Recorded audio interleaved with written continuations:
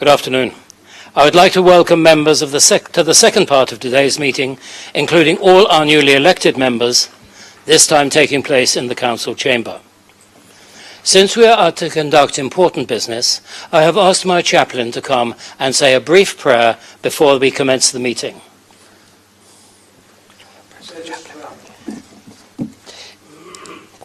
We thank you, Creator God, that in darkness you bring light.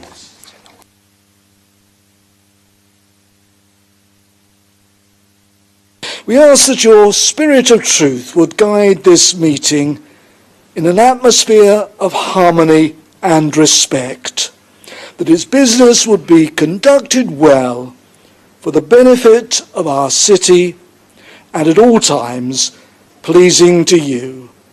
For Jesus Christ's sake. Amen.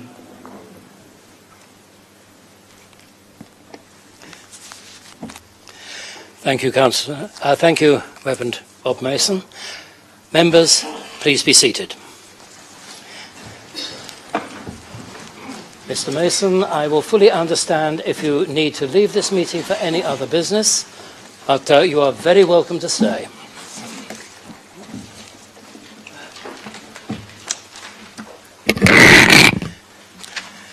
Members, I want to draw your attention to the COVID advice provided. The Director of Public Health has advised us that in accordance with the Council's risk assessment, she would like to encourage all of us to continue to wear a face covering when moving around crowded areas of the Guildhall and the Council chamber. This is to protect ourselves and our colleagues whilst there is still COVID-19 transmission in our communities due to the Omicron variant in the UK. The Director of Public Health has also informed us that the Chief Medical Officer is advising people to continue to follow the hands, face, space, ventilate guidance when meeting people inside to protect from COVID-19 and other viruses that are currently circulating. So just a gentle reminder that in order to reduce the risk of catching and passing coronavirus or other viruses, we should all follow these preventative measures whilst moving around the Guildhall. Finally, the mechanical ventilation system is working sufficiently well to obviate the need for any of the casement windows to be opened during the meeting.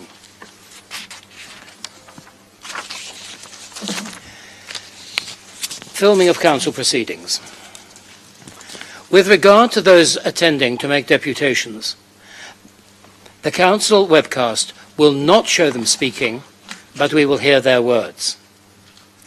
For the attention of those members of the public wishing to record proceedings, the Council's rules prohibit the filming, photographing, or recording of members of the public, including those making deputations.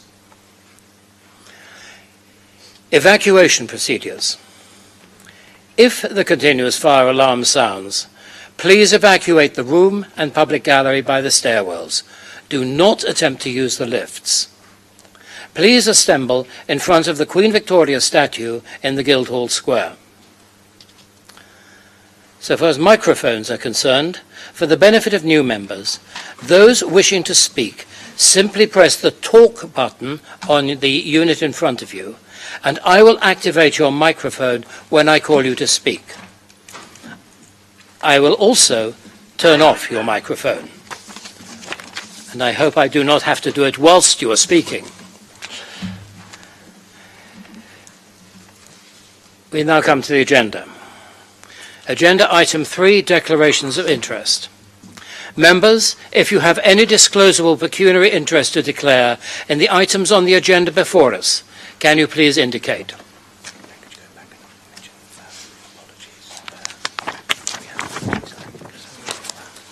Sorry. Councillor. Prejudicial interest in agenda item 13.2, the appointment of a member on the Police and Crime panel, as I am the Deputy Police and Crime Commissioner, so I will leave the debate during that time. Thank you for your declaration of interest. Any other declarations of interest? No. We have an apology for this meeting from Councillor Cal Corkery, who is unfortunately unable to attend because he is attending a funeral. The next item is the minutes. Could I ask Councillor Vernon Jackson to propose that the minutes of the ordinary council meeting held on the 15th of March 2022 be confirmed and signed as a correct record?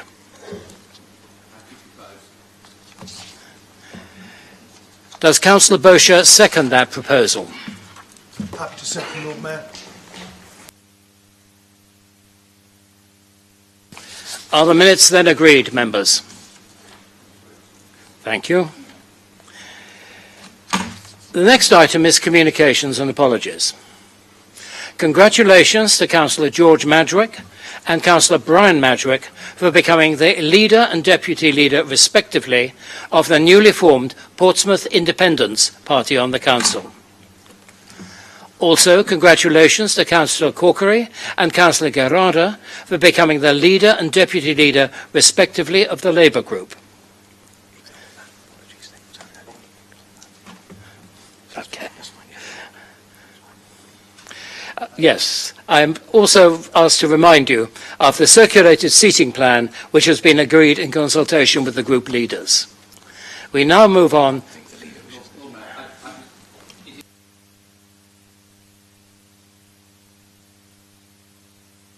Over the last year or so, as it's right, and I think it's what we would normally do. So thank you very much, George, for all your work.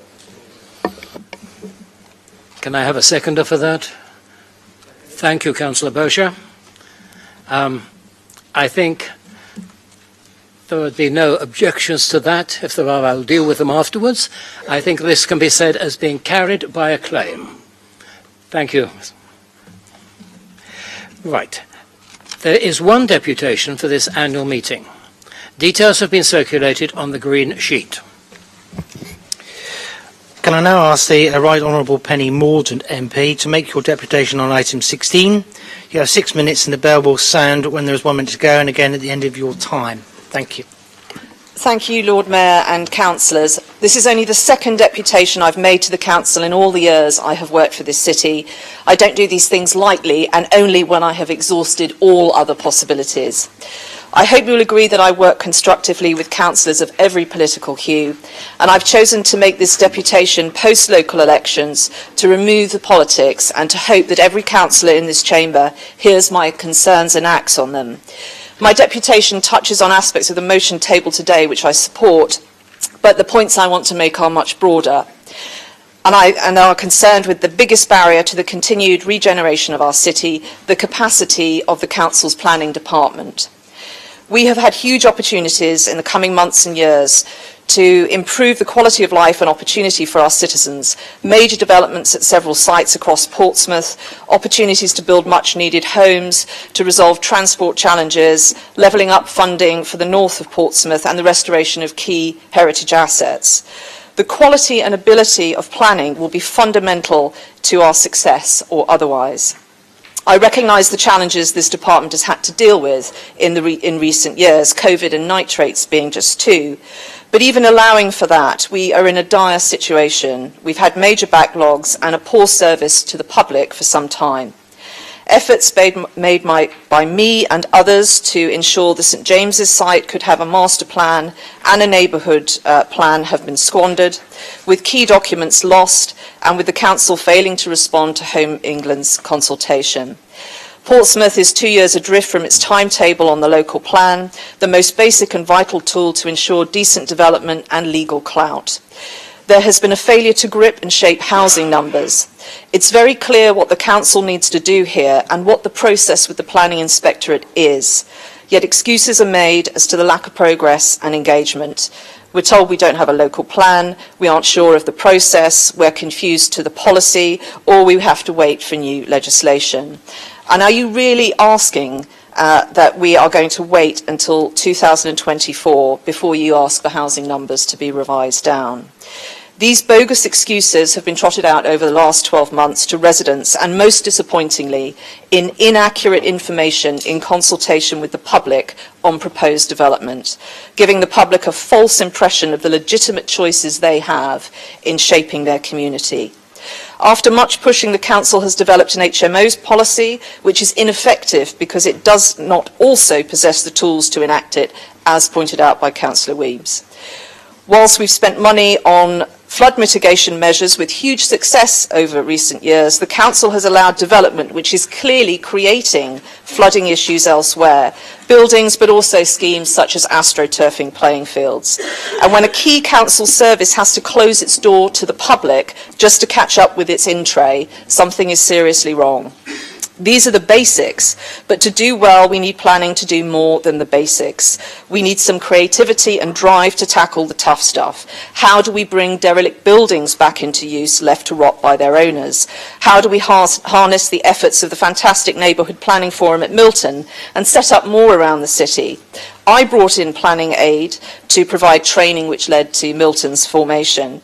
Could the Council not provide such opportunities in the future? How do we create viable development at Tipner, building on the vision perhaps that the Wildlife Trust have set out? Currently, the Council are oscillating between two plans, neither of which is practically possible. How do we maximise the regeneration of Hillsea? And what does really good engagement with your stakeholders and your community look like? For years, I have been writing to say that you have a massive problem. Some of my letters have not even been acknowledged.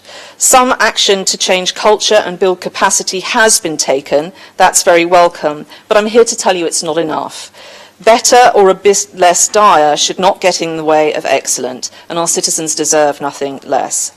What I'm saying should be no surprise to the Council Chief Executive or to the Planning Department. I've raised all these matters with them.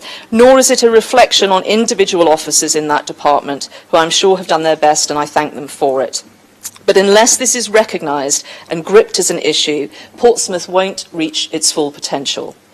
I'm asking that the Council make building capacity and capability in planning a priority, that performance measures on basic planning services are published and tracked, that external oversight and challenge is sought to raise standards and change culture, that members of Parliament and other stakeholders that are sent planning information about major developments such as Cosham as a matter of course, and that specific asks from Southern Water regarding flooding are adhered to, and that the Council take up the offer from the Chief Planning Officer of England to clarify the confusion it is in over its ability to devise appropriate housing numbers. The Chief Planner at the Department for Levelling Up, Homes and Communities, Joanna Averley, has made that offer and wishes me to extend it to the Council. And that this Council is kept fully informed of the progress on all of these matters. I hope councillors will agree with me that this needs to happen and that we can all pull together to make it so. Our city needs us to. Thank you. Thank you, Ms Mordaunt. You are free to leave the meeting, or if you wish, you can watch proceedings from the above gallery. Thank you.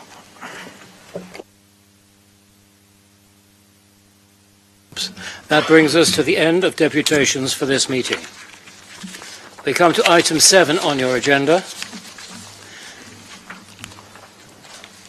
Just to note that under the Local Government and Public Involvement in Health Act 2007, the leader of the City Council, Councillor Vernon Jackson, will remain in office until May 2023, subject to the conditions set out on the agenda.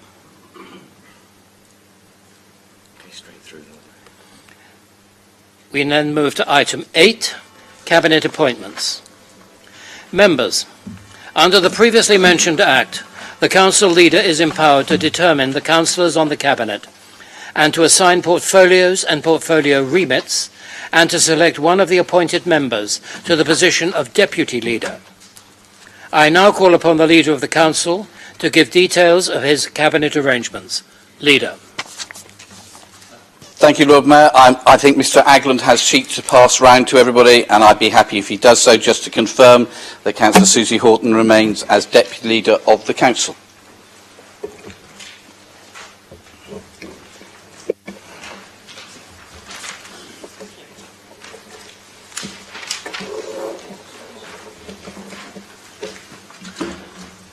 Thank you, Councillor Vernon-Jackson.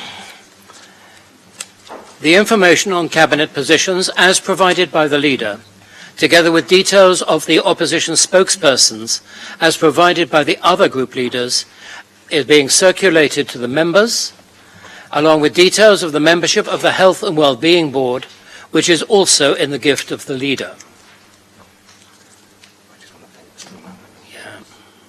Just for clarity, my Lord Mayor, people to fill their roles on the Health and Wellbeing Board will be myself, Matt Whittington, Susie Horton, and Simon Bocher, all his nominees. Thank you, Leader.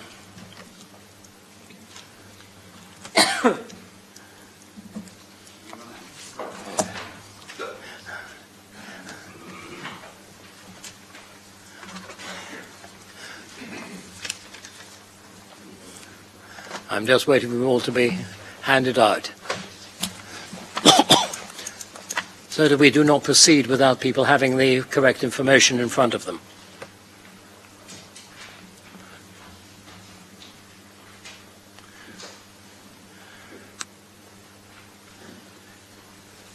That item then is duly noted.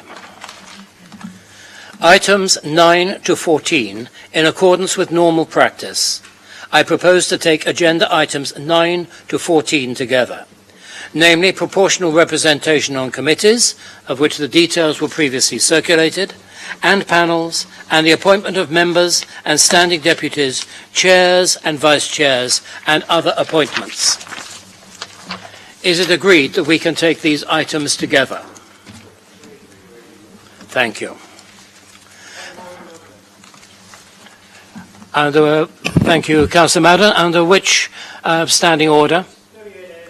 Thank you. 13 and 14, which we've agreed now to take together. And it's particularly in relation to the regulatory committees that we have, where we have a situation where the two other opposition parties, the Conservatives and Labour, have ganged up together to put nominations against those of the administration. What has happened a few minutes ago is that we've agreed to put in a Lib Dem administration. That's what was agreed. Nobody else sought to go forward with it. And it's been a practice in the past. And in my 30 years in this council, even before we had the Leader and Cabinet structure, and when we had the committee structure, the administration of the day, whether it was an overall administration or whether it was, can you hear me? Yeah. Or whether it was a minority administration, the rest of us who were on it accepted the situation that it was up to the administration to put forward their people or their nominations or their... Sorry. I've spoken to the City Secretary earlier on. He said I could raise this as a point of order. I may not get the answer I want, but I'm raising it. So we have the ganging up, Lord Mayor, on the administration.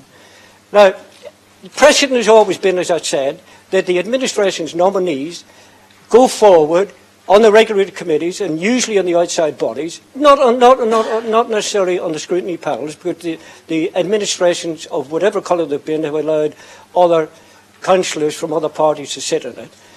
So, Lord Mayor, to me this is not practice. It's not fair saying you go in as an administration, take the Leader and Cabinet, we're going to take most other things. Could I have a reply on that, please? Can I have advice from the City Solicitor on this matter?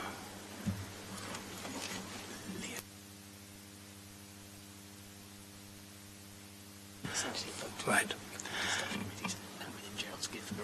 Right. I am advised by the City Solicitor that you were proper in making a point of order, but that point of order changes nothing about the procedures of this Council at this time.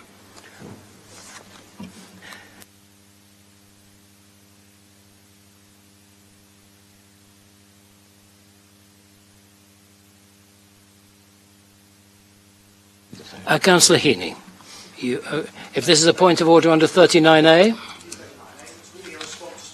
What Councillor Madden said, as far as I understand it in my years on the council, there's never been any agreement about the way in which the scrutiny roles have been organised. It's been very much up to individual members and individual groups to decide. We could decide, if we wanted to to have a proportional system, that we allocate scrutiny panel chairs and vice chairs on the basis of proportionality of parties' strengths in the council chamber. We've never done that. That would be one way of creating a more ordered system. The administration, the Liberal Democrat administration, for many, many years did actually take most of the scrutiny roles, because I remember looking through these when I wasn't on the council and seeing that that was the case. They often took most of the scrutiny roles themselves. Now, they were perfectly entitled to do that, because there was no agreement to do it, and they were able to win a majority to do that. But I think Councillor Mann does raise an interesting question about whether we need to think about how we organise our scrutiny, and whether we need some rules or some form of practice that we write in about how we want to do that. And maybe that's something we'll consider when we come to do the review of the Constitution. Thank you, Councillor Heaney, for that point. But I'm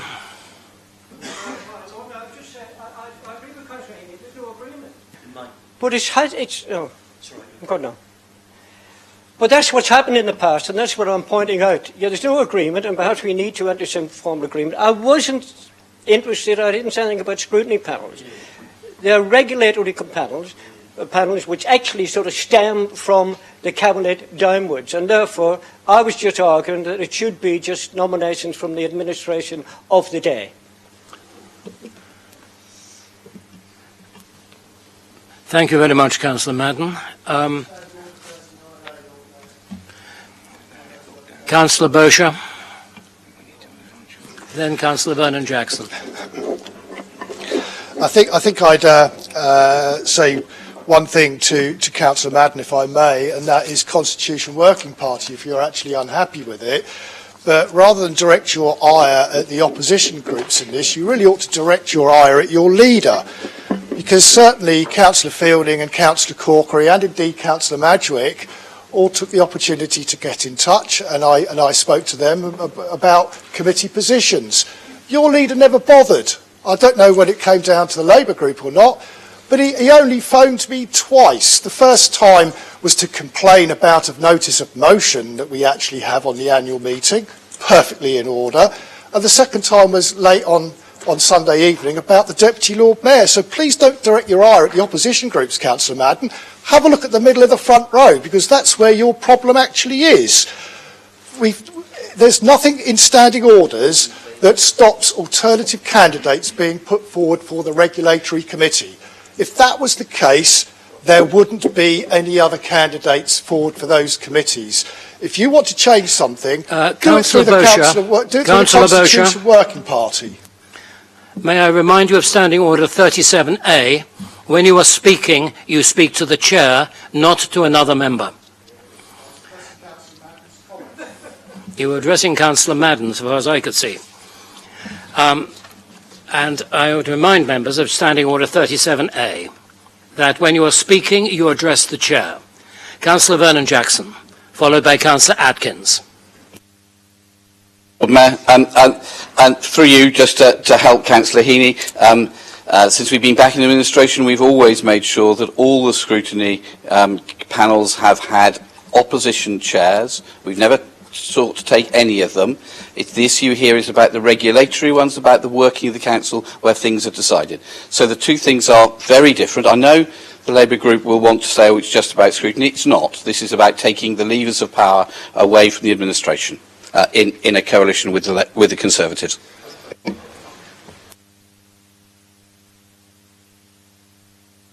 Thank you, Lord Mayor. I wish to raise a point of standing order under Standing Order 39A, and I will specify that the standing order I wish to allege a breach of is Standing Order 39A. I would like to invite, and this is the way in which I consider it breached, I'd like to invite the Lord Mayor in future to take a stricter interpretation of Standing Order 39A and indeed 39B, subject to any decisions by a future Constitutional Working Party. The Standing Order clearly states that when someone wishes to raise a point of order under 39A, they must specify the standing order which they believe has been breached at the beginning of their speech. None of the previous four speakers, though I respect what they had to say, did so because none of them was alleging a breach of any standing order in the Constitution, so none of their points should have fallen within Standing Order 39A and should not have been allowed. And I would invite the Lord Mayor to take that interpretation in future, because it's clearly what the standing order says. If a person stands up and they don't allege a breach of a standing order and they don't specify how it has been breached, it does not fall within Standing Order 39A. Thank you. Thank you, Councillor Atkins. I take my advice where I seek it. If I might remember, members, thank you. May I remind members that the substance which has been discussed in these interventions is covered in the constitutional review, which has been resolved by this council. It was proposed at our last meeting by Councillor Scott Pater Harris and seconded by Councillor Matthew Atkins. I think this is properly a matter for the constitutional review to consider, and I would now wish to proceed with today's meeting. Yes, that's right. The Leader of the Council has put forward recommendations with reference to committee seat allocations in accordance with the political proportionality rules as referred to in Agenda Item 9, together with the names of their group members proposed to fill the positions as shown in the papers circulated in the Chamber today. The schedule circulated also contains the names of those members from the other groups filling the requisite remaining seats on the respective bodies. There are a number of contested positions which the Council will need to take separate votes on at the end.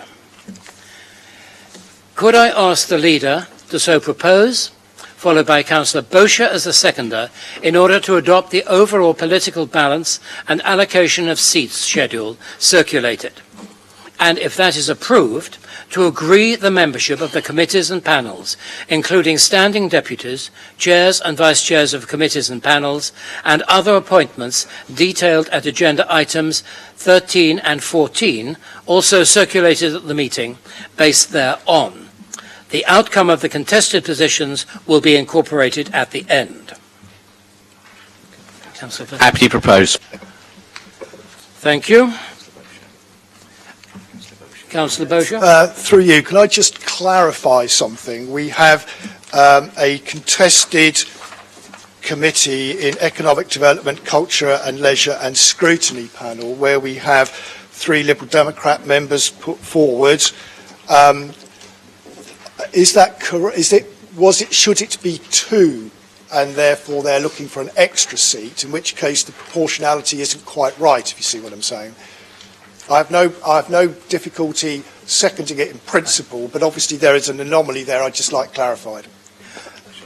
I would ask Stuart Aglen to say something about the apparent anomaly, if it is an anomaly, and then you can proceed to second. Thank you, Lord Mayor.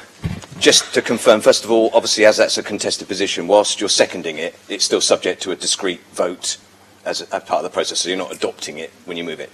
It's perfectly legitimate for the Council to decide, it's in the gift of the Council, as to the allocations on the seats, so long as the overall political proportionality per se is arrived at. There will obviously be individual panels that don't meet that proportionality, but overall that's the final outcome is all that matters. Therefore, there will be sort of ups and downs in numbers. So it's perfectly legitimate for this to be discussed and for allocations, either for 3 to go on one and 2 on the other, or vice versa, Lord Mayor. Thank you. You can proceed, Councillor Boscher. Assurance formally seconded. Thank you. Are there any amendments beside the contested positions? None have been received. The matter is now before members for debate, if required. No. I will now ask the proposer to sum up. Thank you. We will now go to the vote dealing with the contested positions. First, starting with the Hampshire Fire and Rescue Authority representative, will those in favour of Councillor Brown being the Could I ask whether both candidates are happy to accept the nomination? We don't know if they are, but I wonder if they were able to confirm whether they're happy to accept the nomination, if they were successful. There is a slight problem with that because Councillor Corkery is not here. And I would ask Councillor Girardi, you were indicating. Al Corkery is still very keen to be chair. Thank you. The representative, yeah. To be, sorry, apologies, yes, yeah. Right. We therefore put it to the vote.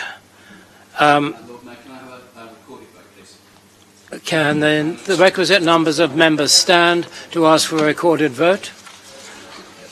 Yes. That is satisfactory. There will be a recorded vote. Will those in favour of Councillor Brown being the Council's representative please stand to vote in the accepted way? Thank you, Lord Mayor. So I'm going to call the names out of the members, and if they could sit when the names are said, please. Right. Councillor Sanders, Councillor Horton, Councillor Vernon-Jackson, Councillor Pitt, Councillor Atwell, Councillor Barrett, Councillor Kadir, Councillor Stagg, Councillor Madden, Councillor Vazakali, Councillor Brown, Councillor Ashmore, Councillor Holder, Councillor Hunt, Councillor Jeffrey, Councillor Winnington, Councillor Brian Madrick, Councillor George Madrick, Councillor Simpson. Thank you. Will those who are in favour of Councillor Corkery being the Council's representative please stand?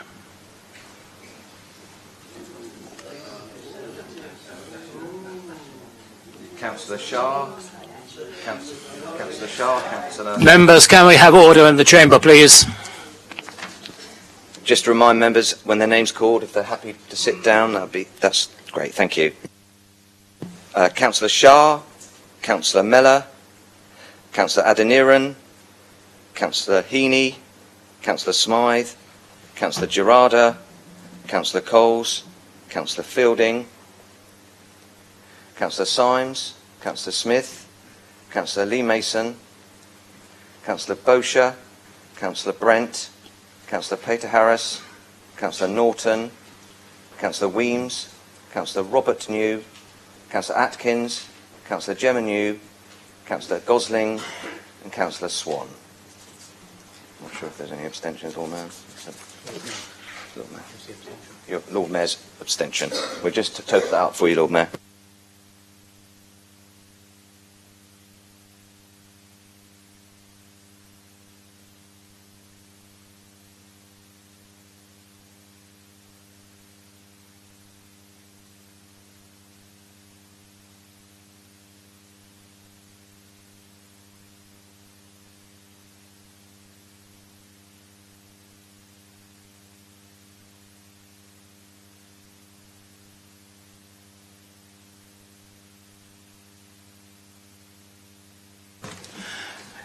The voting was in favour of Councillor Brown, 19 members.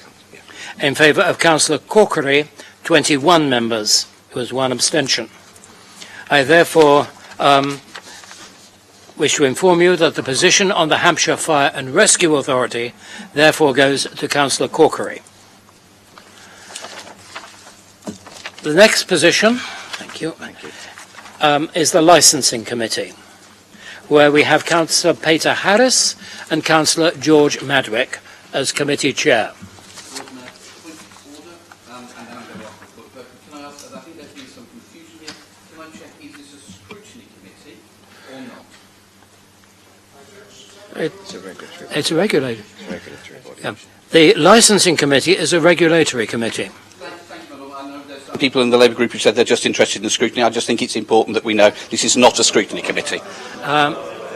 Members, Can I have a recorded Vote, please.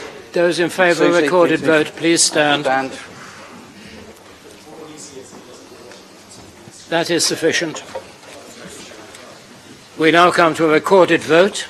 Will those in favour of Councillor Peter Harris being the committee chair please stand? Labour Tory pact. Okay, Lord Mayor, I'll start the roll call. Councillor Shah, Councillor Mellor, Councillor Adeniran, Councillor Heaney, Councillor Smythe, Councillor Gerarda, Councillor Coles, Councillor Fielding, Councillor Symes, Councillor Smith, Councillor Lee Mason, Councillor Bosher, Councillor Brent, Councillor Peter Harris, Councillor Norton, Councillor Weems, Councillor Robert New, Councillor Atkins, Councillor Gemma New, Councillor Gosling and Councillor Swan. Thank you. Okay. And those in favour of Councillor George Madwick being the committee chair, please stand. Councillor Sanders, Councillor Horton, Councillor Vernon Jackson, Councillor Pitt, Councillor Stagg, Councillor Kadir, Councillor Barrett, Councillor Atwell, Councillor Madden, Councillor Vazacali, Councillor Brown, Councillor Ashmore, Councillor Holder, Councillor Hunt, Councillor Jeffrey, Councillor Winnington, Councillor Brian Madwick, Councillor George Madwick and Councillor Simpson. Thank you, members. You may make a point of order, sir. Lord Mayor, can I propose George Madwick as the Vice Chair of Licensing, please? We're not at that point in the meeting yet. We will consider that after this vote, because Councillor Madwick may well be elected as the chairman. Very good. Thank you. I'm abstaining on this one, yes.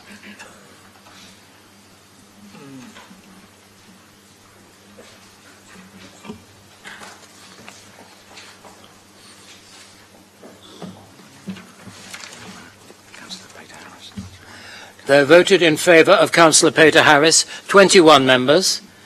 In favour of Councillor George Madwick, 19 members. I therefore declare that the chair position goes to Councillor George Madwick. No, sorry.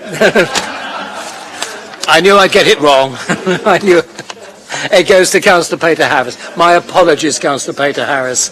I must have caused you a second or two of confusion.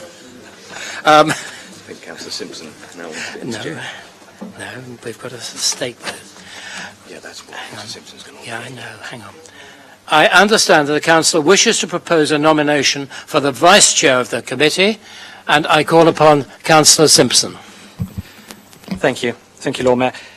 Can I propose George Madwick as the Vice Chair of Licensing, please? Thank you. Yeah.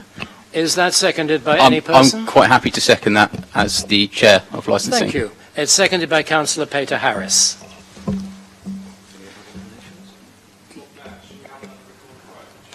Yes. Well, those in half a moment. Let's get it in the right order. First of all, are there any other nominations for the position of Vice Chairman? No. We need to vote in favour. So I have been requested a recorded vote. Will those in favour of? Well, we need 8 people standing. We need 8 people to 8 people to stand in favour of a recorded vote. 1, 2, 3, 4, 5. Okay. We have sufficient. Okay. Thanks. Right. Vote. Okay. So we have a proposition that Councillor George Madwick becomes the Vice Chairman of the Licensing Committee. All those in favour, please stand. It is not unanimous. Okay, Lord Mayor. These in favour: Councillor Shah, Councillor Mellor, Councillor Adeniran. Okay, thank you. So if you've got that, Councillor Mellor's left. Councillor Heaney, Councillor Smythe, Councillor Gerarda, Councillor Coles, Councillor Fielding. Okay. Councillor Horton, Councillor Sanders, Councillor Vernon Jackson, Councillor Pitt, Councillor Stagg, Councillor Kadir, Councillor Barrett, Councillor Atwell, Councillor Madden, Councillor Vazacali, Councillor Brown, Councillor Ashmore, Councillor Symes, Councillor Smythe, Councillor Holder, Councillor Hunt, Councillor Jeffrey, Councillor Winnington, Councillor Brian Madrick, Councillor George Madrick, Councillor Simpson, Councillor Bosher, Councillor Peter Harris, Councillor Norton, Councillor Robert New, Councillor Gemma New, and Councillor Gosling. So those against, Lord Mayor? Thank you. And will those members who are against that proposition please stand? Okay, any abstentions? Will any member who wishes to record an abstention please stand? Okay. Councillor Ryan Brent, Councillor Lee Mason, Councillor Weems, Councillor Atkins, and Councillor Swan, Lord Mayor. And the Lord Mayor. And the Lord Mayor is abstaining as well.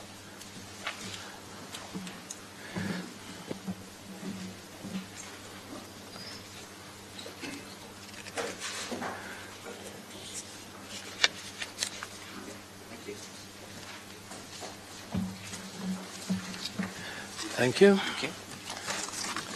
There voted in favour of the proposition 34, none against, 6 abstentions. I therefore announce that the Vice Chair position on the Licensing Committee goes to Councillor George Madrick. Thank you. Now to the Planning Committee.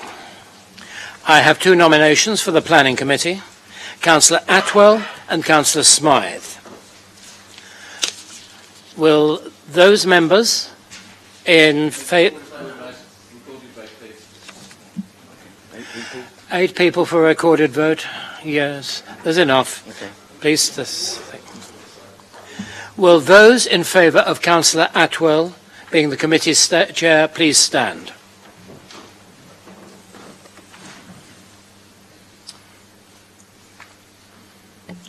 Councillor Sanders, Councillor Horton, Councillor Vernon Jackson, Councillor Pitt, Councillor Stagg, Councillor Kadir, Councillor Barrett, Councillor Atwell, Councillor Madden, Councillor Vizakali, Councillor Brown, Councillor Ashmore, Councillor Holder, Councillor Hunt, Councillor Jeffrey, Councillor Winnington, Councillor George Madrick, and Councillor Simpson. Thank you. Okay. And those who are in favour of Councillor Smythe being the committee chair, please stand.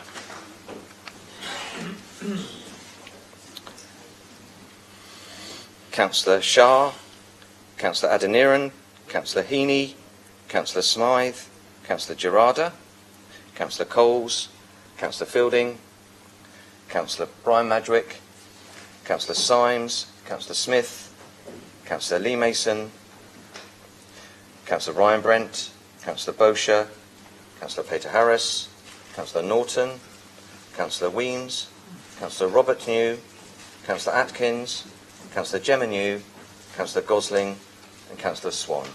Any abstentions, Lord Mayor? Lord Mayor. Are there any abstentions? Just add the Lord Mayor Just to the Lord those Mayor, abstention. yeah.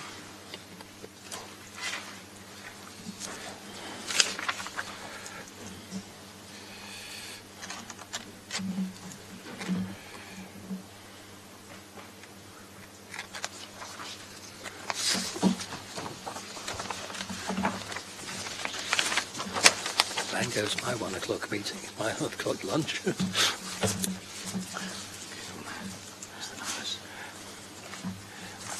Right.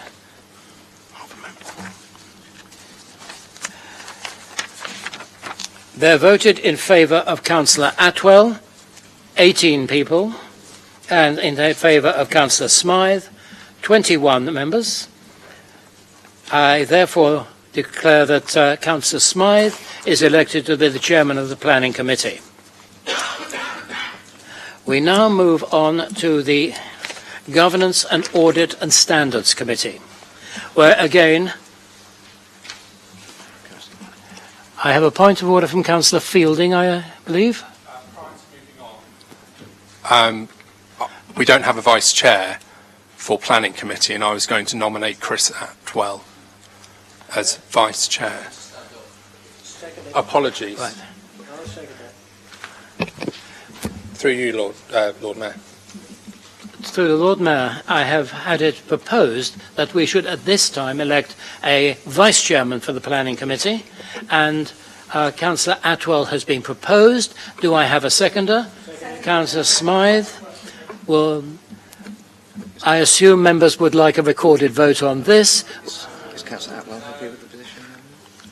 But before we start, is Councillor Atwell, are you happy to accept the nomination? Nomination, Lord Mayor. Thank you. I have Councillor Ryan Brent indicating. It was a point of clarity, really, just for a bit of advice from the local democracy manager. And it might be my misunderstanding, but I didn't know if the Lord Mayor could sit on committee, so I just wanted that clarified if possible.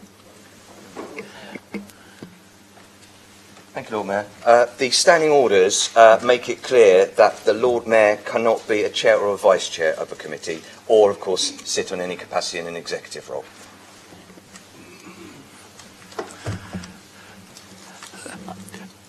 In common parlance, I'm clean. Right. We have a nomination for Councillor Atwell as the Vice Chairman of the Planning Committee. Will those in favour please stand? Show of hands. Okay. It's unanimous, Lord Mayor. It's unanimous. Okay. We now come to the Governor's Audit and Standards Committee, where again I have two nominations. I have Councillor Madden and Councillor Weems.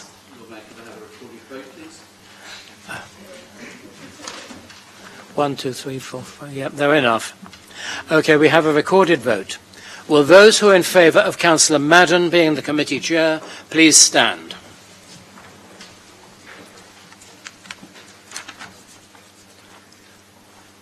Councillor Shah, Councillor Adeniran, Councillor Smythe, Councillor Sanders, Councillor Horton, Councillor Vernon-Jackson, Councillor Pitt, Councillor Stagg, Councillor Kadir, Councillor Barrett, Councillor Atwell, Councillor Madden, Councillor Vazacali, Councillor Brown, Councillor Ashmore, Councillor Holder, Councillor Hunt, Councillor Jeffrey, Councillor Winnington, Councillor Brian Madrick, and Councillor George Madrick. Thank you. Will those in favour of Councillor Weems being the committee chair please stand? Councillor Heaney, Councillor Gerarda, and Councillor Fielding,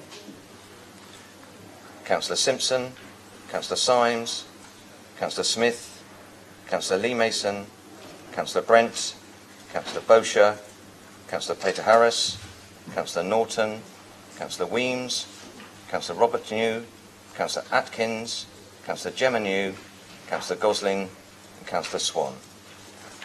Your abstention, Lord Mayor. Yep.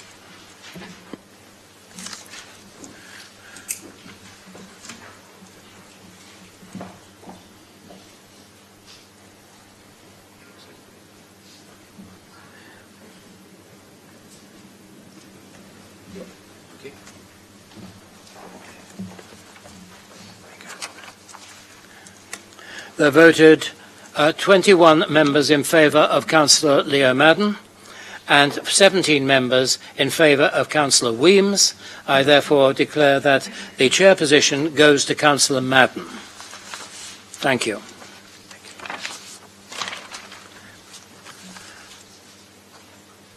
We now move to the Employment Committee, where once again I have two nominations, Councillor Ashmore and Councillor Corkery. This is for the chair. Will those in favour of a recorded vote please stand? That is sufficient, thank you. Will those in favour of Councillor Ashmore being the committee chair please stand?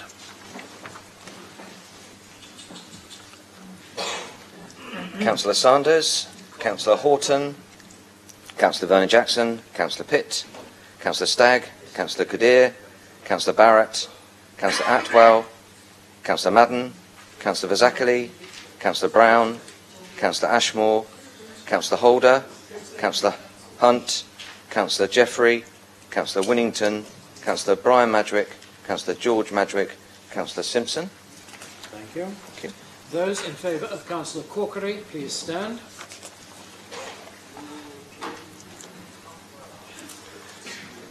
Councillor Shah, Councillor Adeniran, Councillor Heaney, Councillor Smythe, Councillor Gerarda, Councillor Coles, Councillor Fielding,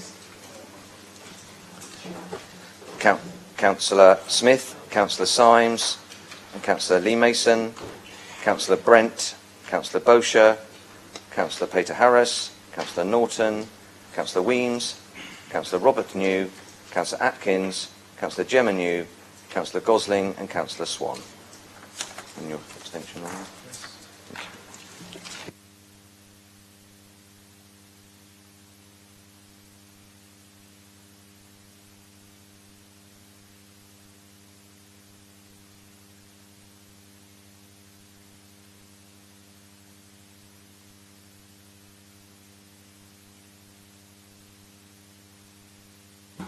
They voted in favour of Councillor Ashmore, 19, in favour of Councillor Corkery, 20. I therefore declare that Councillor Corkery has been elected to the chairman position. Right. We now move to the vice chair position on the Employment Committee, where again I have two nominations. Councillor Gerald Vernon Jackson and Councillor Simon Bosher. Will those in favour of recorded vote please stand? Thank you, that is sufficient. Those in favour of Councillor Vernon Jackson, please stand. Councillor Sanders, Councillor Horton, Councillor Vernon Jackson, Councillor Pitt, Councillor Stagg, Councillor Kadir, Councillor Barrett, Councillor Atwell, Councillor Madden, Councillor Vazacali, Councillor Brown, Councillor Ashmore, Councillor Holder, Councillor Hunt, Councillor Jeffrey, Councillor Winnington, Councillor Brian Madrick, Councillor George Madrick, Councillor Simpson. Thank you. And those in favour of Councillor Bosher, please stand.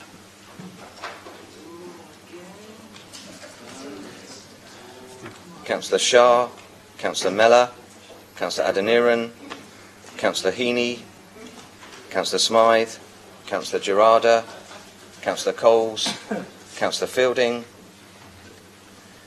Councillor Smith, Councillor Symes, Councillor Lee Mason, Councillor Brent, Councillor Bosher, Councillor Peter Harris, Councillor Norton, Councillor Weems, Councillor Robert New, Councillor Atkins, Councillor Gemma New, Councillor Gosling, and Councillor Swan.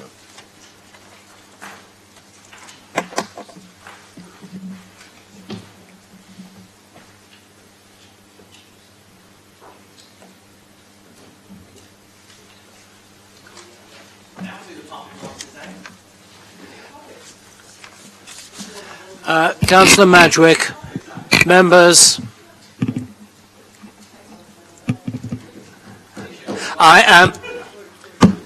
Councillor Madrick, I am sufficiently old-fashioned that I like to have order in the chamber.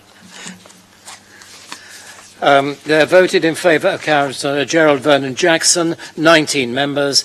In favour of Councillor Bosher, 21 members. Councillor Bosher is therefore elected to the Vice Chairman of the Employment Committee. Thank you. We now come to the Economic Development, Culture and Leisure Scrutiny Panel. Council firstly needs to determine whether a third Liberal Democrat seat should be on this panel or the second Liberal Democrat seat on the Education, Children and Young People's Scrutiny Panel. The group leader will then name which member will sit on the allocated panel. Should Council decide to keep 3 Liberal Democrat members on the Economic Development, Culture and Leisure Scrutiny Panel, the Council will need to decide which group member shall be removed to retain the membership of 6. This group member will then be assigned to the Education, Children and Young People Scrutiny Panel. Can I have a proposal, please? Well, I'm sure we will happily move somebody across so that we don't need to have a debate and a vote on this. So can I suggest that at the moment we move Dave Ashmore to Children, as he is a father of several.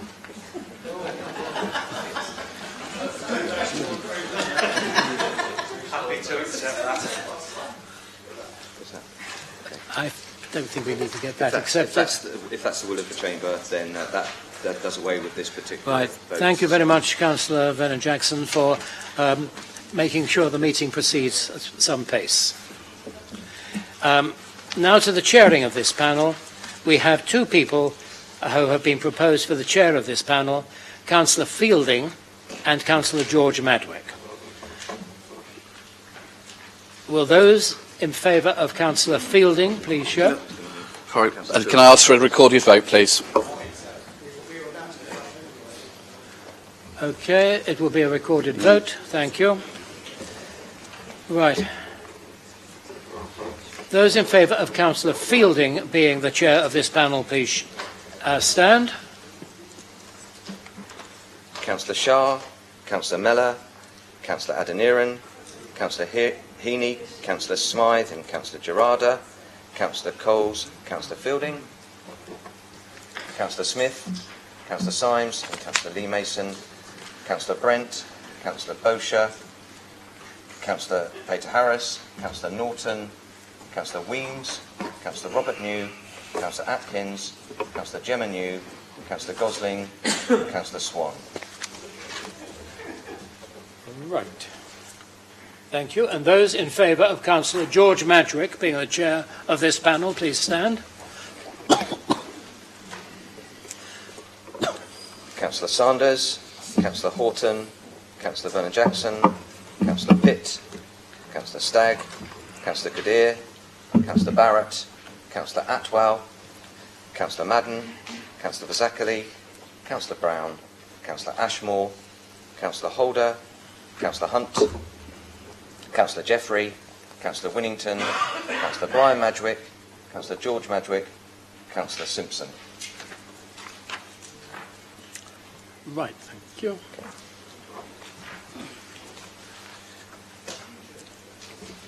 No abstention. Abstention, yeah.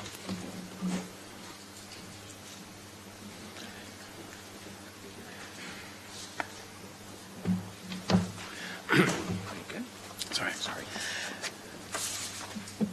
They're voted in favour of Councillor Fielding, 21 members, and in favour of Councillor George Madwick, 19 members. The chair position therefore goes to Councillor Fielding.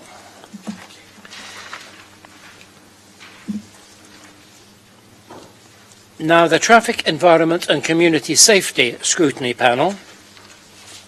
Once again, I have two nominations, Councillor Gemma New and Councillor Simpson.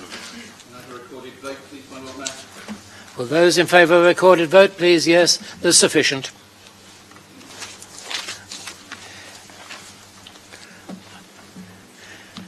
Yes, I can count fast. Okay. Well, those in favour of Councillor Gemma New being the chair of this panel, please stand. Councillor Shah, Councillor Mellor, Councillor Adeniran, Councillor Heaney, Councillor Smythe, Councillor Gerarda, Councillor Coles, Councillor Fielding, Councillor Smith, Councillor Symes, Councillor Lee Mason, Councillor Brent, Councillor Bosher, Councillor Peter Harris, Councillor Norton, Councillor Weems, Councillor Robert New, Councillor Atkins, Councillor Gemma New, Councillor Gosling, Councillor Swan. And those in favour of Councillor Simpson being the chair of this panel?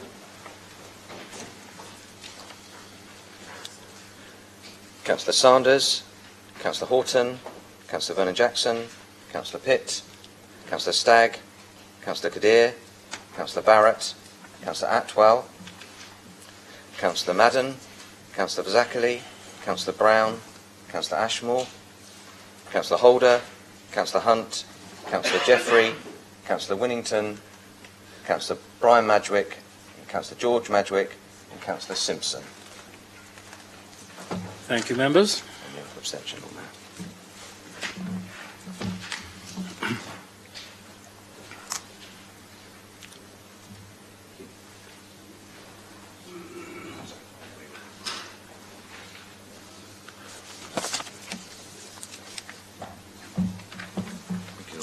Thank you.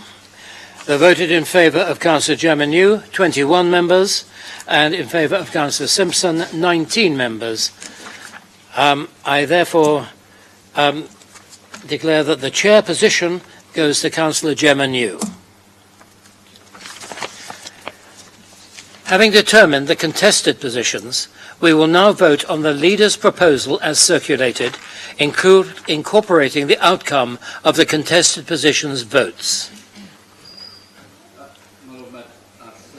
Order 38A. At the beginning of the discussion, Stuart Agland said as local democracy officer we had to have regard to proportionality. My understanding is that the 13 members of the Conservative group have taken 4 chairs, the 9 Labour members have taken 4 chairs, the 17 Lib Dems have taken 2, and the 3 independent members have taken none. Can I ask if that reflects the proportionality as set down within the Act? For that, I need legal advice.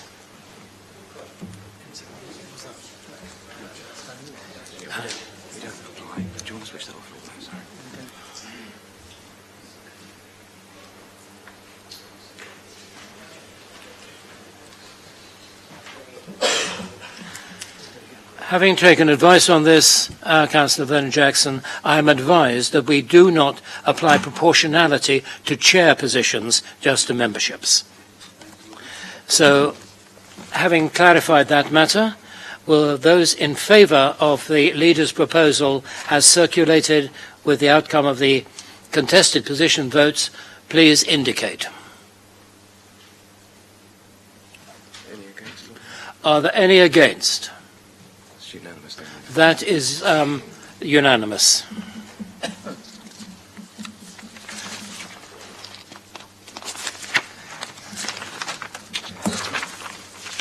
We now come to agenda item 15. There is no urgent or important business from members of the Cabinet in accordance with Standing Order 26. I bet there will be at the next meeting. We now move to agenda item 16, the notice of motion. We have one notice of motion before us today. Is motion A concerning oceans and coastal waters, proposed by Councillor Robert New and seconded by Councillor Weems?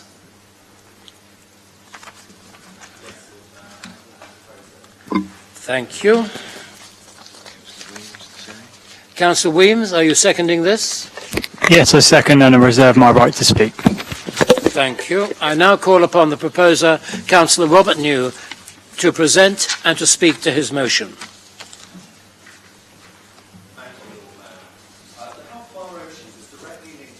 Environment. After we declared a climate emergency here in this chamber as a council, we can be proud to say that we have helped pioneer the way forward as a local authority.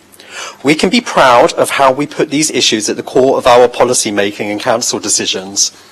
As an island city, we are completely surrounded by tidal harbours and the Solent. Today, I am speaking as a member of the council that spends a lot of time in the ocean. Councillor Weems and I wanted to put the ocean recovery on the agenda here in Portsmouth. Many of you will know that both myself and Councillor Daniel Weems are passionate about the Big Blue, and I don't mean the Conservative Party. As marine and ocean lovers, the health of our ocean, harbours and natural marine habitats are important to us. They're important to you and they're important to our residents. A thriving ocean goes hand in hand with thriving coastal communities, in our opinion. As a council, we have huge powers, resources and a platform to do good by our environment.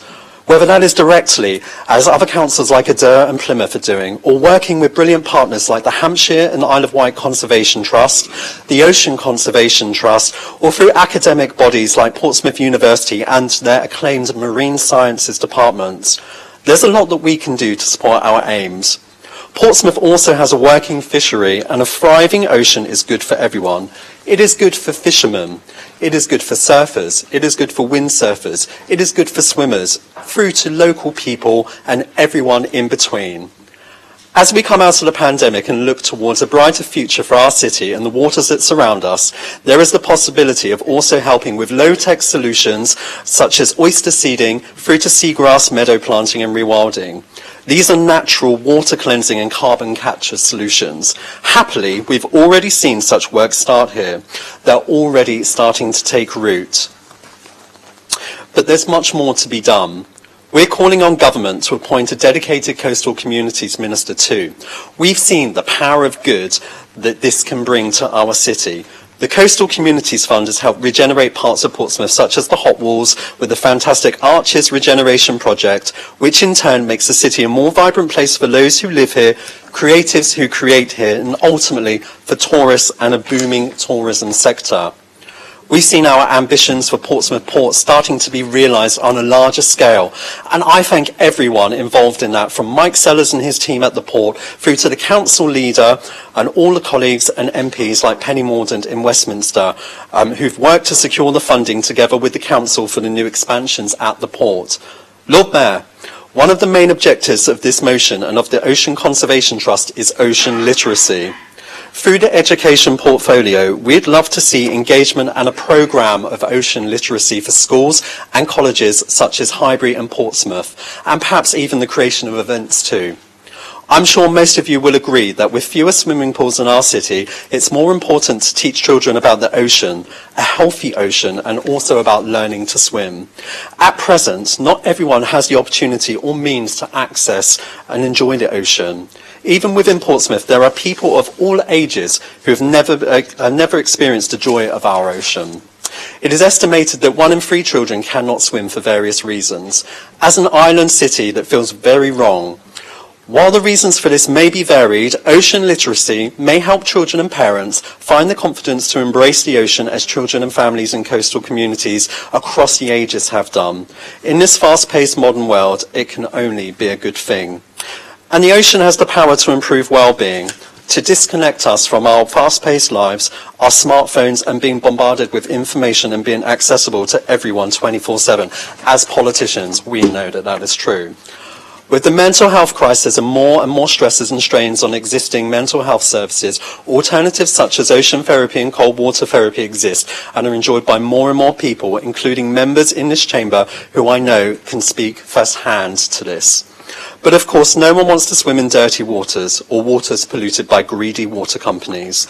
The government must ensure that by September that these water companies fulfil their legal obligations to provide both immediate and long-term plans to end the practice of storm overflows. And to that end, the dumping of untreated effluent into our harbours, waterways and the sea. We've already seen from the direct action of the Solent MPs and the work undertaken by organisations such as Stop the Sewage that by putting a firm boot on the necks of water companies, they are responding. Today, Councillor Weems and I are calling on full council to declare an urgent need for ocean recovery. Local authorities cannot solve the ocean crisis alone, but we can and we must play our part. We are asking the Cabinet to write to Government on a series of requests detailed in the motion. Building on the work started by the administration last year, we'd respectfully ask that Council creates a dedicated online portal website for ocean recovery to update residents on the ocean recovery progress, signposts to ocean literacy development opportunities, marine citizenship pledges and volunteering opportunities. We'd also like to see ocean literacy grow, as well as marine citizenship in Portsmouth, including ensuring all pupils are given the opportunity to experience the ocean firsthand before leaving primary school, striving to include homeschooled children and promote equitable access to the ocean through physical and digital experience of all residents. We are also asking Government to put the ocean into net recovery by 2030 and for the Council to better work and to listen to marine science partners and for all other partners listed in the motion, and to cover the items requested in item number 9 of our motion. Thank you. Thank you. Are there any amendments to this motion? Councillor Heaney. I do wish to propose an amendment, and I'd like to formally move it and be circulated. Do you wish to speak to your amendment? I'll speak to it, obviously. Can we circulate it first? And I'll speak to it. Yep.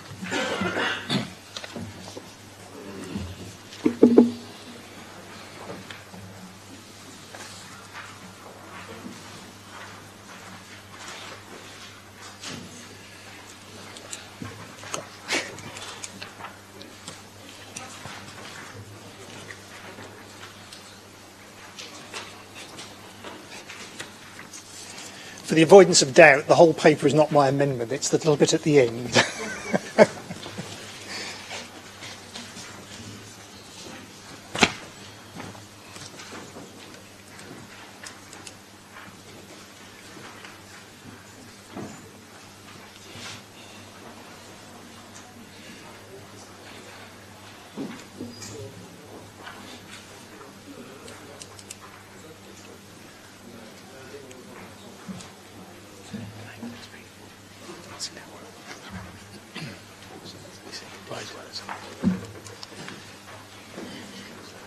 Now, you have proposed this. Do I have a seconder for the amendment?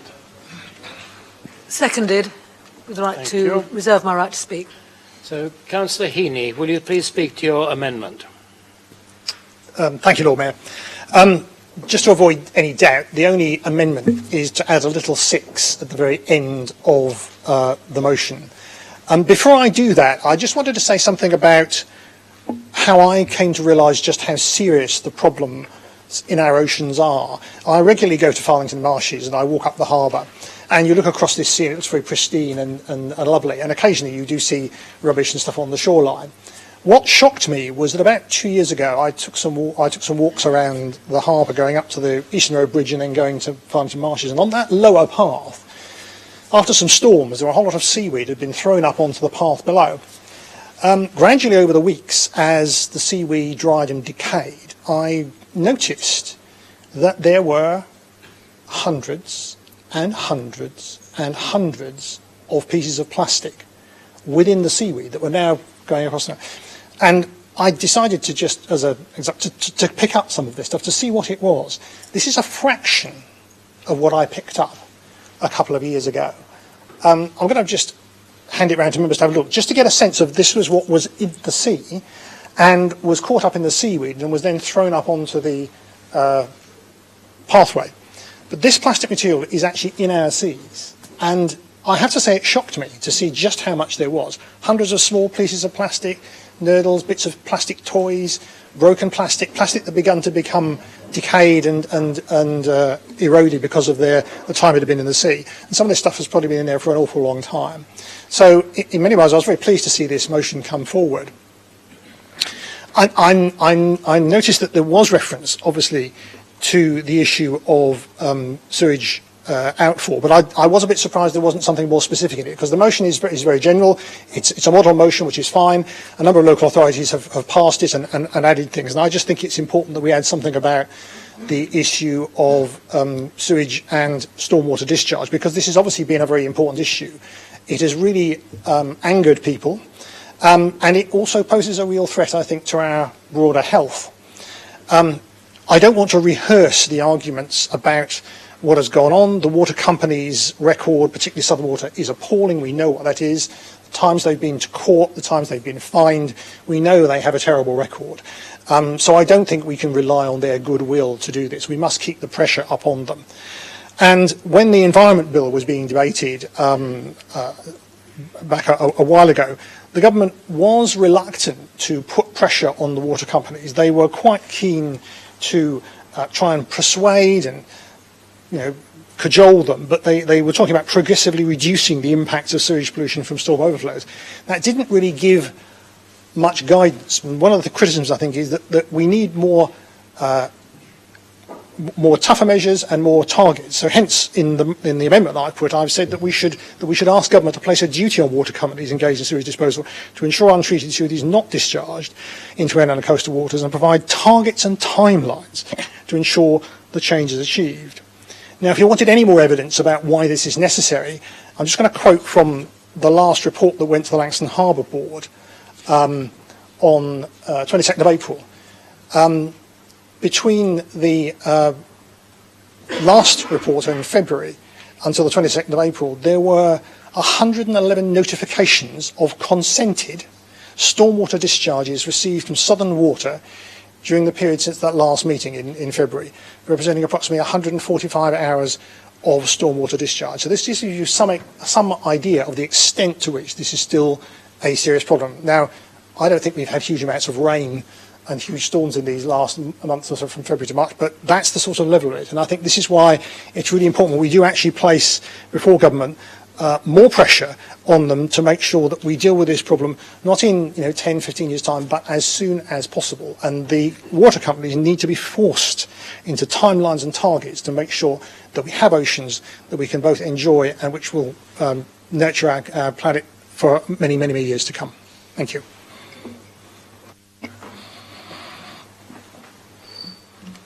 Thank you. The motion is now open for debate. Councillor Vernon Jackson. Thank you, Lord Mayor. Now let me just find the email. I just thought it would be useful to update members in relation to things. I think I entirely support Councillor Heaney's amendment that seems to me to strengthen the bill, strengthen the motion. I think it was very clear that there was big public backlash against Conservative MPs who voted to give the water companies a free hand to be able to pump anything into our sea and into our rivers, and they had to row back really, really fast on that. And I'm really disappointed that our local Conservative MPs weren't prepared at that time to support looking after our oceans and our rivers. I'm pleased that pressure on them made them change their mind, but that was really disappointing, and I know that the focus groups have said that it's a real damage to the Conservatives, which I'm sure is why we had this here. So, my Lord Mayor, what I'd like to say is we did have Penny Mordaunt here, and I'm very pleased that she's here, and it's always good to work with her. We did have she did bring up the issue of our planning department. And we have done a significant amount of work on this to be able to see if we could get down the backlog. So we were able to say we did a 2-week piece of work just before the election to be able to clear down the backlog of planning applications. Normally, the planning department would be able to clear 20 to 25 a week.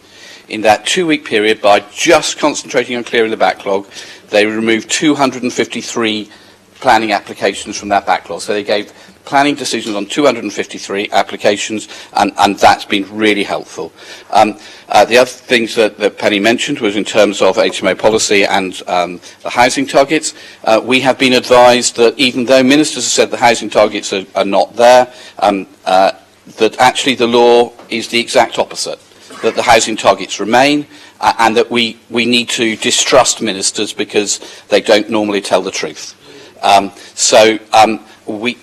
So we have to work, and we will come forward with a local plan that's compliant because we can't trust the word of ministers. Likewise on HMOs, we would all like to be able to do more to be able to... No, I'm sorry, that's not true. All of us on the planning committee, with the exception of Councillor Smythe, want more controls on HMOs and voted to say... So the last planning committee, we had a debate about whether if somebody was going to go to a super HMO, they needed to have planning permission. And all the councillors said, yes, they should have to have planning permission, except Councillor Smythe voted against that proposal.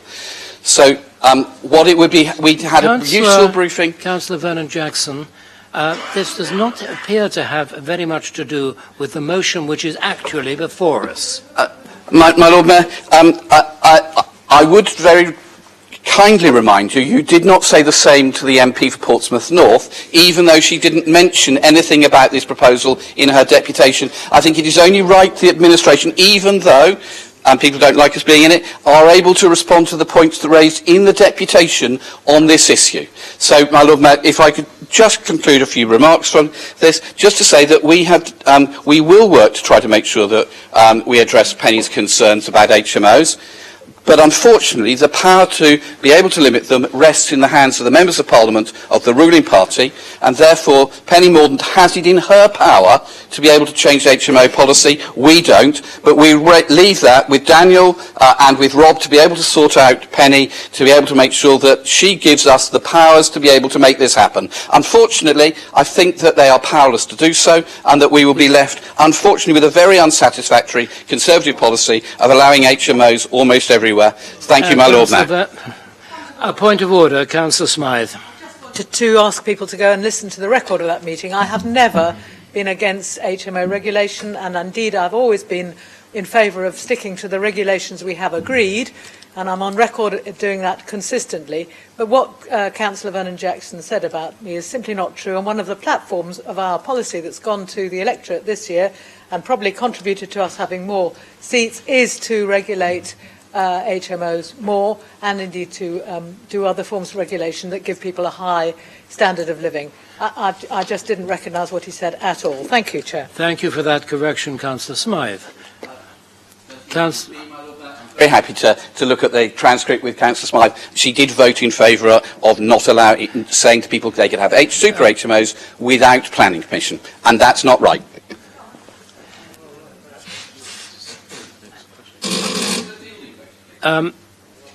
Councillors,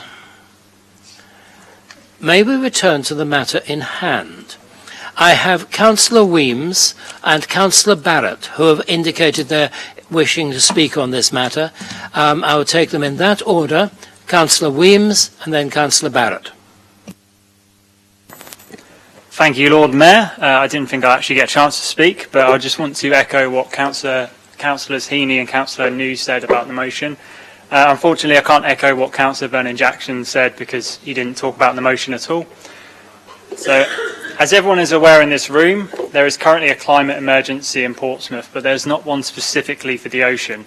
As an island city, we need to be at the forefront of promoting meaningful, positive change in everything we do towards our marine environment, and that starts today with this motion. Coastal communities like Portsmouth are on the front line in facing climate change and marine pollution, and Portsmouth's economy is deeply embedded with the marine environment, meaning that our city is at risk from any sea level rise or extreme weather event driven by climate change. It destroys livelihoods and threatens our residents' very well-being and health. In addition to climate change, coastal communities are also undergoing continuous socio-demographic upheaval with highly transient and seasonal workforces. Young people leaving and old people arriving, combined with a clear lack of ocean literacy and future planning, has led to coastal communities' connection to the sea continuing to be low. Determining how each coastal community can become resilient in the face of such socio-demographic change and the increasing number of extreme events and environmental threats is a key challenge for any local authority. Unfortunately, central government policy responses have been complicated by the fact that coastal communities' diversity means that there is unlikely to be any one-size-fits-all policy, and this is very true within Portsmouth.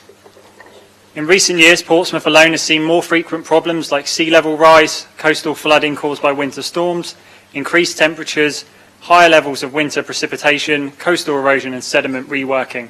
Fortunately, it's not all doom and gloom, as marine settings provide many health-promoting opportunities including active, outdoor lifestyles and restorative mental health benefits.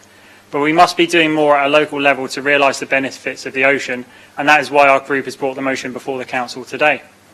As a resident of Portsmouth, I have always felt the hypnotic pull of breaking waves, enjoyed jumping in rock pools, felt the flow of the current, sought out weird and wonderful wildlife, and ran towards the midst of the hovercraft.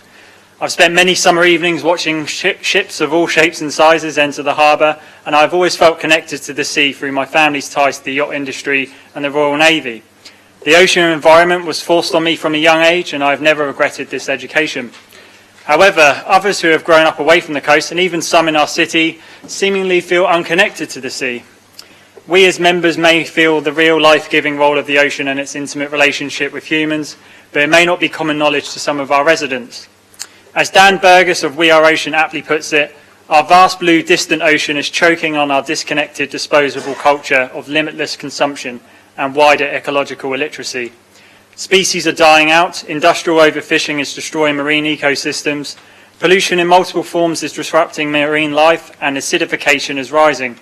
Human development continues to destroy coastlines and communities.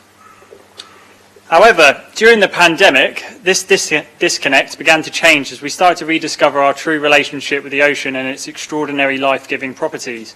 Our interconnectedness with it during these long months of isolation was a joy to see. We saw firsthand in Portsmouth Harbour the ocean's extraordinary regenerative potential, and we also just waking up to its ability to heal itself, and the vast number of species and life it supports, as well as the enormous health and well-being benefits to humans that being on or near water gives us. Councillor New and I have interviewed and listened to hundreds of voices over the past 18 months, And there are people, projects and organisations all over the UK doing incredible work to accelerate action, and we must be using their expertise too. What is clear in Portsmouth is an urgent need for a more mainstream and cultural understanding of our utter independence on the ocean for life, because without that we will continue to neglect it. As is the ethos of today's motion, that ocean literacy is sorely needed today. How quickly can we start to make these connections in our lives and respond in ways that will help restore and regenerate the ocean is the challenge ahead, and to remove the culture where the ocean is often an occasional destination. Ocean literacy is so important. Understanding the ocean is essential for comprehending and protecting this planet. Councillor New and I have long called for more ocean literacy within the city. As an ocean literate person can understand the importance of the ocean to humankind, they're able to communicate the ocean in a meaningful way, and they have a more responsible and informed behaviour towards the ocean and its resources. As we know, young people are already anxious about the environmental challenges facing us before their lives were disrupted by COVID-19. Parents and teachers need more support with their role in shaping young people's lives and empowering them to make a sustainable choice. 4 out of 5 teachers feel their school could do more to help young people take an active role in tackling these issues, and Portsmouth is no different. This drive to education doesn't stop with young people either. We as a local authority must be a mechanism for people to realise the benefits of ocean living. We must grow ocean literacy and marine citizenship within Portsmouth and promote equitable access to the ocean through physical and digital experience for all residents. We must work with Highbury and Portsmouth colleges to continue to embed marine, maritime and blue carbon training at the heart of training provision, as well as with technical and apprenticeship training providers where appropriate. And finally, we must make resources accessible, creating an online portal on the council website to give updates on ocean recovery progress, signposts to ocean literacy development opportunities and marine citizenship pledges. I hope that everyone here, including Councillor Vernon Jackson, supports this motion, and I commend it today. Thank you. Thank you. Councillor Kimberly Barrett. Thank you, my Lord Mayor, and thank you both to Councillor New and to Councillor Williams for bringing this motion today. Can I just say that great minds do think alike. Myself and Councillor Horton, thought this was so important that in April we actually submitted the same motion, or pretty identical, to go to June's meeting. So I hope that does show the level of support that we do have for this motion today.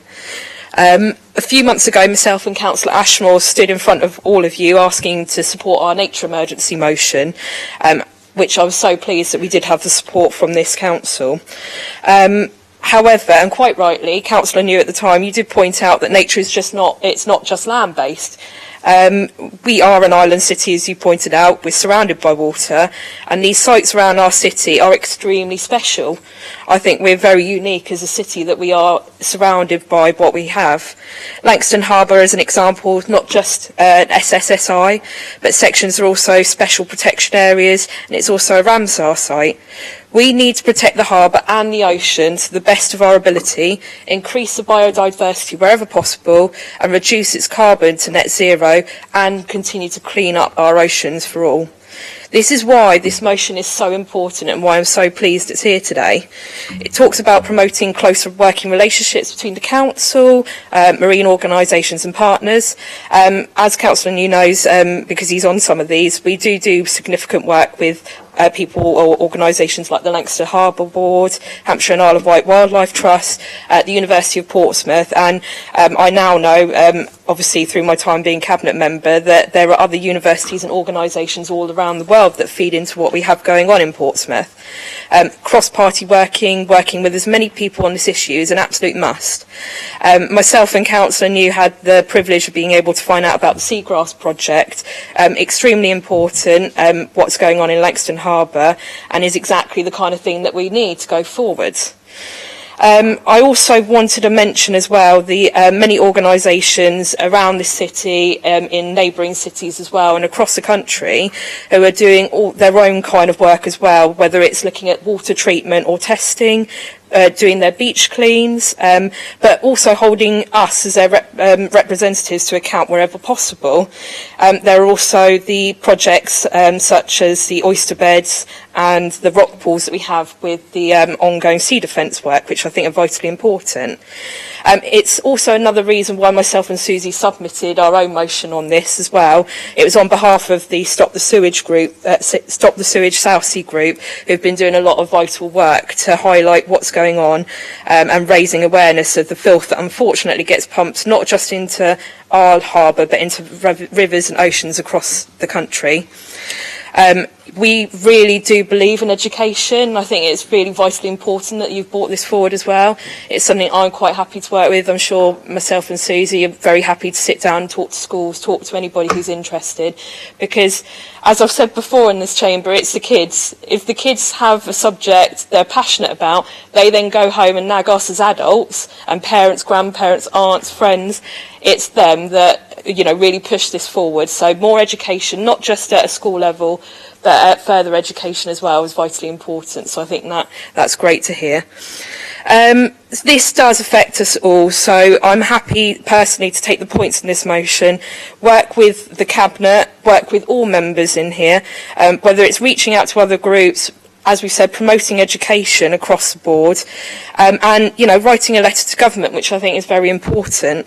Perhaps other members in this chamber would also be keen to sign on to this letter so that we can all hold the government to account. When we're all in unity and as one, I think it shows the real strength that we have as a council. And I think it would really mean that we could hold the government to account to make sure they listen and adhere to all the points that you've made under section 9 of this motion. So thank you again for bringing it forward today. It is a really good motion, and I think it's a really good way to start this year's full council meeting, so thank you.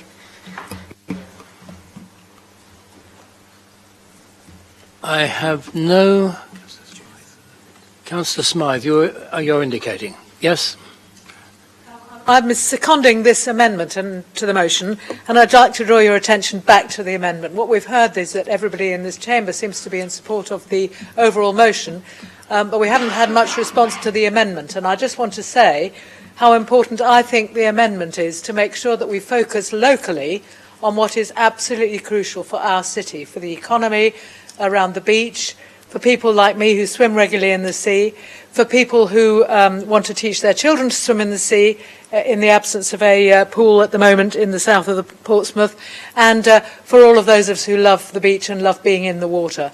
And anybody who doesn't go in the sea here, who might need a reminding about why this particular thing about the sewage outfalls from Southern Water only needs to look at one or two of the Blue Planet films put up by David Attenborough, and also making things like going on boats, or I've had the fortune of being on scuba diving trips and seeing for myself the absolute beauty of the sea world and the tragic destruction that's occurring across the world because of pollution in the ocean. And I'd just like to draw your attention back to this amendment, which we think is really important, because we think that the need for us as a council to put collective action against Southern Water, support much more quick recovery of the seas and stopping those outfalls of sewage into our seas,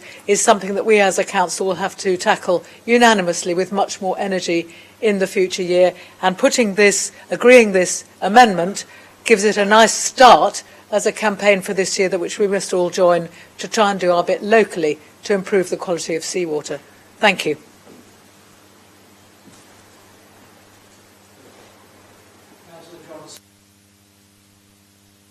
Thank you, Lord Mayor. I'd certainly like to support this motion brought by Councillor New and Councillor Weems, and also for the amendment from Councillor Heaney and Councillor Smythe. I think excellent work, and we should all do that. I think it's also very important that enjoying the sea begins also in swimming pools, and certainly we've got a lack of those in the south of the city at the moment, so anything that the Lib Dem administration can do about getting a swimming pool up and running in the south of the city would be really appreciated, so we can carry on and engage more in the oceans as well. Thank you very much.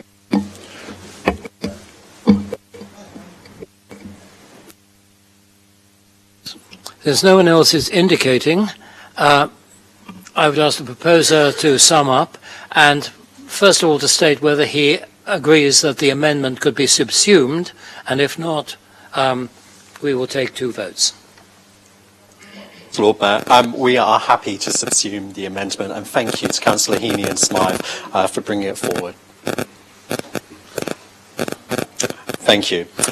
So thank you, members, for your support on this. And just to address a few points at the start before I then actually talk and properly sum up, I just want to extend my thanks actually to Penny Mordaunt MP for coming today to support the motion. And I think I can say the only reason she did do was to vent frustrations. Now, the motion is actually about coastal communities and the ocean. And as I spoke on, you can only have one. You can't have a healthy coastal community without having a healthy ocean, and vice versa. It's symbiotic almost. So the housing stocks, the nitrates, the planning department is linked in with that. I mean, it got a bit off track and a bit political, but I think that the reason why the deputation was made is because it feels like it's not being heard. But now I'll move on from that, and I was pleased to hear that the leader of the council did indeed hear that. And while he called ministers or said that they are untruthful and can be liars, well, maybe some are, but she is not. And I can tell you, because I sat in on the meeting, she was very sincere and genuine when she said the offer was extended to you as the leader of the council to go and meet with them with regards to revising the housing numbers down, and you absolutely should. So moving on, I was really heartened. So I think for me personally, this is probably one of the most important motions that I've been involved with. I won't be here after next May. Some of you will be very pleased to know. So it feels nice to be hopefully leaving a little bit of a lasting legacy in terms of just getting some of this thinking and policy direct into our policy making decisions. And I suppose a change of ethos to be considerate of our marine environment. And also as well, my thanks to my colleagues as well, to Councillor Charlotte Gerarda, as well, who's always been supportive, and also to Kimberly Barrett as well as the Cabinet Member for Climate Change. And I do think that we do work collaboratively and we work very well. And I suspect that it's because not only do we have shared interests and aims, I really genuinely think we are all on the same page. So in terms of things like ocean literacy, so both myself and Councillor Weems spoke at length about this. It is going to be so important. And somebody asked in the motion about coming back to council within 6 months. I think will hopefully give us all some heart as we near the end of the summer. The summer's going to be a great time for people to be out enjoying the ocean, the sea, etc., for all sorts of reasons that Councillor Smythe touched on. We do have ongoing issues. And ocean literacy, I believe, through education, through children, through school settings, further education, will be so important to getting people back connected with the seas that surround, and the harbours that surround Portsmouth as an island city. So I won't speak on too much more, but thank you to everybody that's taken part in today's debate. I do think it was constructive, and I look forward to all of the points and requests within the motion being actioned and coming back to us in due course as per the timescales laid out within the motion. So thank you.